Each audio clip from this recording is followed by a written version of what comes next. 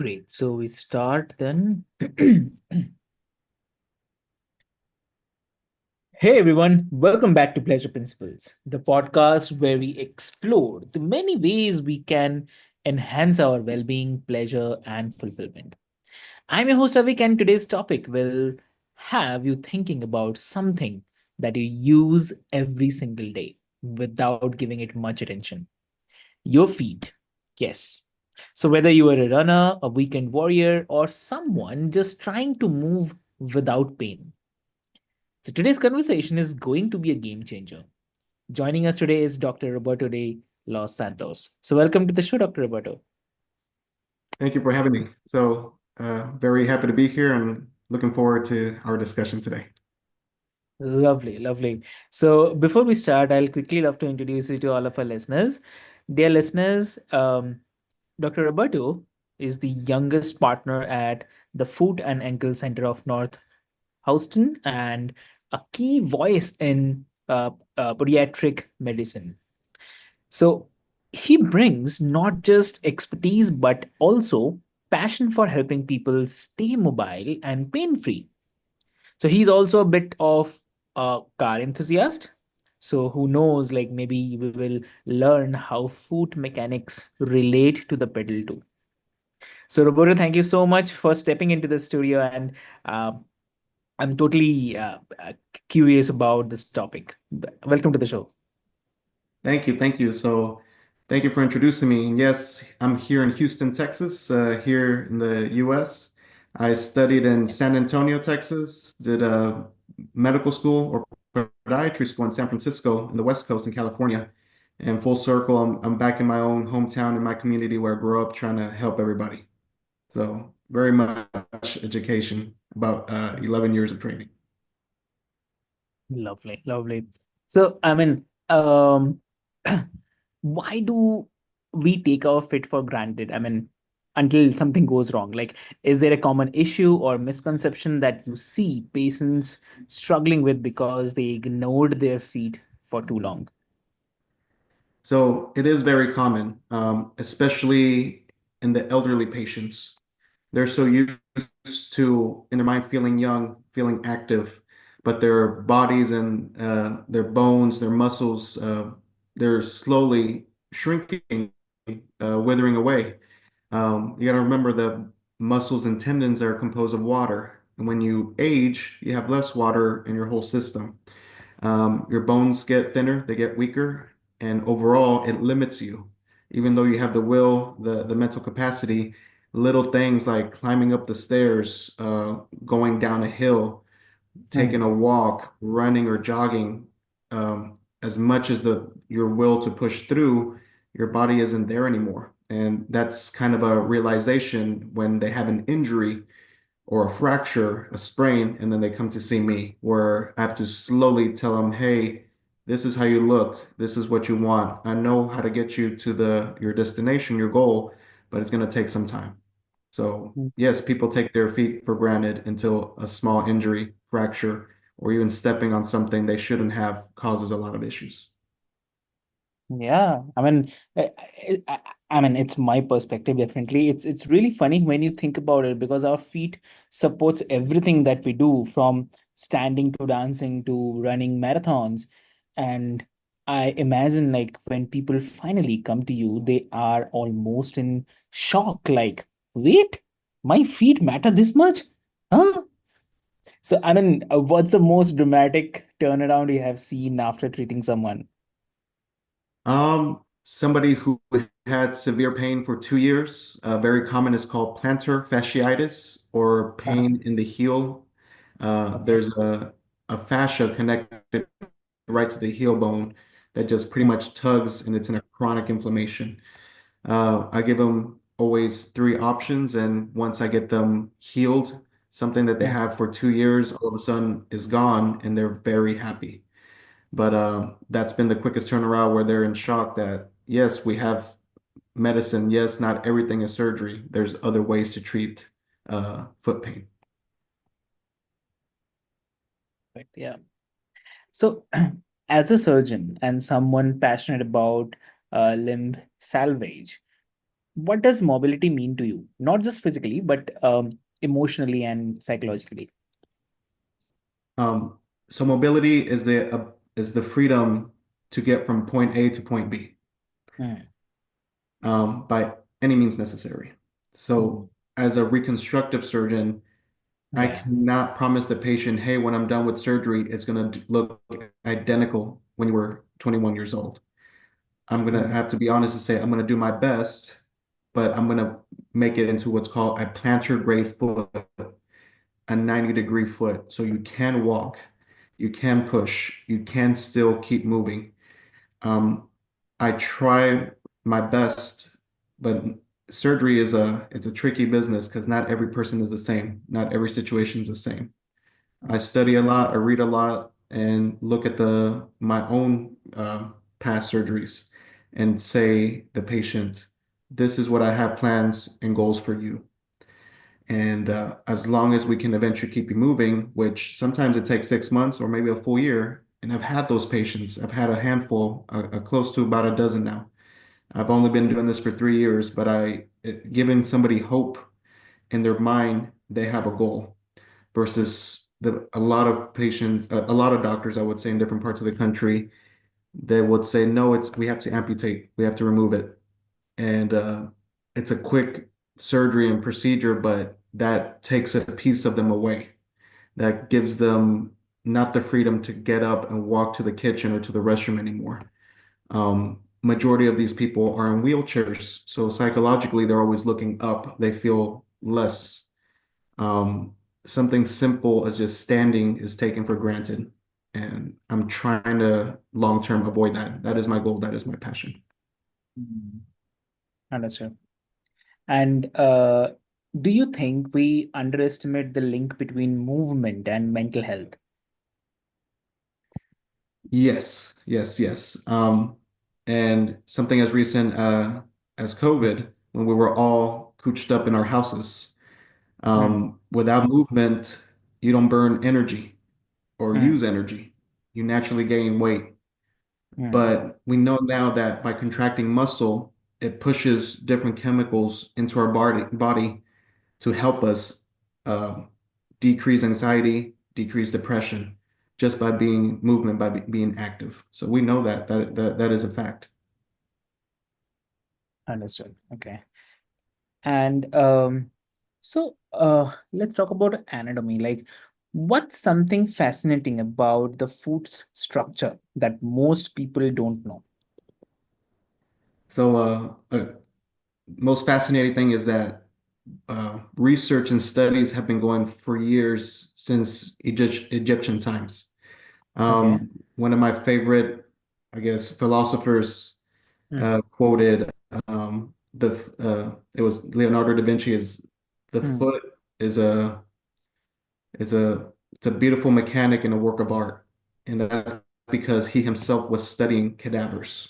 mhm, And when you see what is a philosopher or somebody psychology or somebody that's trying to gain wisdom has to do with the human anatomy. Well, eventually, we all want to understand ourselves, how we function, why we function, how we do, how can we grow, what's deteriorated us. And fun fact, there's 27 bones in the foot. mm, A lot of people have 26, 27, or 28 based on two little bones called sesamoid bones. So this all mechanics has been going on for years. And even though we live here in 2025, we still don't have all the answers. That's mine pretty wild to me. understood. Understood. And like I read somewhere that Leonardo da Vinci once said that the human foot is a masterpiece of engineering. So do you ever have moments, even as a surgeon, where you are just amazed by how the foot works? Yes, yes, constantly reminded, especially through athletes when I see them on television, how, Mm, for example, LeBron James is going down the basketball court and he's mm, gonna jump into the air flawlessly, effortlessly, and do a dunk. And for a mm, split second, all his weight in his body is going against gravity by putting all that Mm, power and energy into the big toe and the second toe, essentially. So for a split second, everything is based off of that small amount of surface area in the whole body. mm. So shoes are definitely a huge part of foot health, but the fashion industry doesn't always care. So what's the biggest mistake people make when it comes to choosing the footwear? Going with trends. So there's always going to be a new shoe. There's always going to be a new style. Mm, Shoes, sandals, slip-ons have been going since before ancient times. We yeah. weren't born with shoes. We were born barefooted. So we were meant to be connected to the earth. Mm, However, the reason for shoes is because we have to adapt to our terrain. Not everything is soft as dirt. Some things are sharp, hard. Um, Quick cuts can cause lifelong injuries. mm, So the main thing is that you have a specific foot just for you. Your left foot is not even the same as your right foot. mm, Choosing the proper shoe, once you find your type of shoe that fits you, you will know what it is and you'll probably never go back. mm, I always recommend tennis shoes or running shoes because we're in an active moving lifestyle. If you're standing for long periods of time, that's going to be a different shoe. If you're hiking up the mountains, it's going to be a different shoe. The most common mistake is that they use the improper shoe for the day-to-day or for a certain activity. You shouldn't wear flip-flops if you're going to walk 5 miles. So, okay. Okay. And speaking of prevention, how important is foot and ankle strength in the overall fitness routines? I mean, should we be incorporating specific exercises into our daily lives? stretching, icing, compression. Okay. So I think we all naturally want to be healthier, fitter, and doing day to day. If you incorporate compression, such as compression socks, that can get you so at the end of the day, your legs aren't painful or heavy. Resting, it's okay to not work out 1 or 2 days of the week or not be super active. The body needs to rest in order to heal itself. Mm, Um, icing if it hurts is a great first method because swelling essentially increases um, any pain against tendons, arteries, ligaments that cause a lot of the long-term issues. So a quick 5-minute icing after a long day of work can definitely help you long term. But overall strength of tendons and ligaments, no, just stretching. Stretching before, stretching after are sufficient. And you'd be surprised how many people don't stretch anymore. wow. And is there a simple exercise that you would recommend to people who spend long hours on their feet or sitting at a desk? Yes, if they're long hours on their feet, if they're standing, you can definitely stretch your calf muscles by pulling with a towel or a rope. You want to stretch your Achilles tendon. Uh, Second, massages to the heel of your bone, the plantar fascia. mhm, You can do a golf ball or you can get a frozen water bottle and just roll it. Any rolling motion on the bottom of your mm, arch and heel can help you with spreading inflammation. mm, Third, just with the toes exercising, extension and flexion. Pretend mhm, like you're grabbing something, and you only need to do this about 5, 7 minutes a day. But if it becomes a consistent, it helps you long term to be more active. As for people who are sitting down, I would recommend to do the opposite, do stretches standing up. So against the wall, stretching your Achilles, against the wall, stretching your big toe, against the wall, flattening out and stretching the heel and arch supports. mm. So those are my recommendations. Okay. Mm. And also uh, for those who are dealing with chronic conditions like diabetes, how critical is regular foot care? So very important. So in my practice, that is a majority of my patients. Mm, As soon as I have a new patient and I know that they're diabetic, type 1 or type 2, I have to check how are their nerves? Do they have Mm, poor nerve sensation? Do they have neuropathy? Second, how is their circulation? Are their arteries good? Do they have varicose veins? Are their toes cold? Is their foot cold?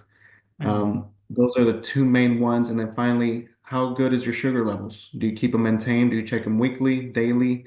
If you have high sugar levels, then we have to implement a plan with your mm, primary care doctor or your family doctor.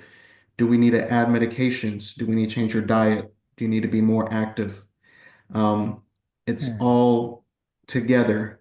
The most common thing with diabetics is that in the hospital, in the emergency, I see them for the first time with a severe infection because they mm, stepped on a nail, they stepped on a glass, something dropped on their foot, and they didn't feel it. So they drop this heavy item on their mm, big toe. They don't feel anything because they have what's called neuropathy, meaning that mm, their nerves aren't as good as they once were. mm, So it's a superpower. They can step on glass, step on nails, step on fire. They don't feel anything. But that doesn't mean it's not going to cause infection. So when I see them in the ER, I have to be the one, hey, besides you having a foot infection, you're also mm, diabetic. Nobody told you this. So now we mm. have to get a proper team to educate you so this doesn't happen again. Okay. And so, have you seen any cultural differences in how other countries prioritize foot wellness compared to the US? Yes, so I am blessed to say that I'm well traveled. Been Okay. to Europe, Uh-huh. and also Asia, China, Mhm. uh, Thailand, and very, very different. Here in the US, Uh-huh. everything is more about branding and fashion. Mm, Um, over the overseas, I realize a lot of people don't even wear shoes. It's more of a mm, cultural thing. It's more of a religious thing. It's more of how they grew up in their environment. Some people are happy yeah. being barefooted. And it worked. So at first, I was worried as like, oh man, they're going to get a cut, they're going to hit themselves, they're going to get an injury. And no, that's not the case. So I've had to learn to accept that there's multiple ways of living and walking and doing day to day. Mm, It's okay not to have shoes. Your foot will adapt. Um, but if you're doing strenuous, difficult jobs, it's always good to protect your foot. So here in the US, for example, a lot of people handle machinery and metal. So we have what's called non-slip shoes. We don't want people to slip and fall. The mhm. second is called steel toe boots, meaning they have a piece of steel covering their toes so they don't get Yeah. injured. Even though they're helping to protect one thing, those type of shoes still cause damage and cause other things. So Mm, it's a balance. Like I said, we haven't had the 100% answer, but multiple ways that I've seen here and overseas. mm. Understood. Understood. Yeah. And also, I mean, it's really, really great. So, what one advice you'd like to share with the listeners today? The earlier you educate yourself and maintain your feet and always check daily, the better. You'd be surprised after 1 week, hey, you have fungus on your foot or in your nail. Mm, Or, wow, there's this new little mole I've never seen before. Should I get tested to make sure it's not something more severe? mm, If something hurts, people tend to wait 2, 3 weeks. I would say wait a week and then come see a doctor. Don't wait too long. It can be more severe than what you think. It's okay not to have all the answers. Even if you try to look online, that answer might scare you or be the incorrect one. So always go with mm, somebody who's educated, who's got the training, because just because you see one thing, us professionals, we can see 12 different things. So mm. it's up to us to essentially figure out what is causing your issue. So Yeah. early education, try not to go down the rabbit hole of the internet and try to seek a professional after within a week, I would recommend. Perfect. That's really lovely. Great. So, Roberto, this conversation has been so insightful. And I'm sure that our listeners are now rethinking everything from their shoe choices to their workout routines. And for those who want to learn more about, or maybe even book an appointment with you, where's the best place to connect? So, our office in Houston, Texas is the Foot and Ankle Center of North Houston. I go to 4 locations, all different cities within North Houston area. I'm also on my own website, drdelosantos.com, which we just launched. Essentially, any elective surgery, I'm welcome to people from all different states and countries here to do it. And finally, on my Instagram, Dr. De Los Santos. Wow. Perfect. So, to all the listeners, remember that your feet carry you through life and they deserve just as much love and attention as the rest of your body. So, if you are feeling inspired today, take a moment to stretch your feet, toss out those painful shoes, and just walk barefoot on some grass. So, until next time, take care of yourself and, as always, find pleasure in every step. So, this is Avik signing off from Pleasure Principles. Thank you so much. Thank you so much. Thank you for having me.